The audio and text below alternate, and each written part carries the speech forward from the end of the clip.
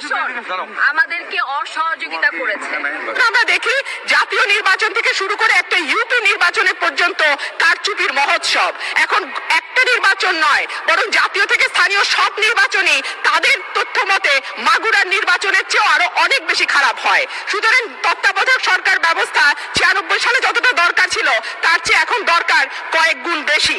মাননীয় স্পিকার, তত্ত্বাবধায়ক সরকারের কথা আসলেই সরকারের তরফ থেকে বলা হয় এটি আদালত বাতিল করে দিয়েছে।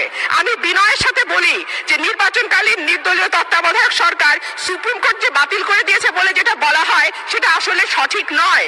কারণ সুপ্রিম কোর্ট বলেছিল যদি সংসদ চায় তাহলে পরবর্তী দুটি নির্বাচন তত্ত্বাবধায়ক সরকারের অধীনে হতে পারে। এবং আরেকটি কথা সুপ্রিম কোর্ট বলেছিল যে বিচার বিভাগকে এর বাইরে রাখতে হবে। সংবিধানের পঞ্চদশ সংশোধনীর জন্য সরকার সাজেদা চৌধুরী এবং প্রয়াত সুরঞ্জিত সেনগুপ্তের নেতৃত্বে যে কমিটি তৈরি করে সেখানে গিয়ে দেশের সব রাজনৈতিক দল এবং নাগরিক সমাজ তত্ত্বাবধায়ক সরকার রাখার পক্ষে মত দেয়।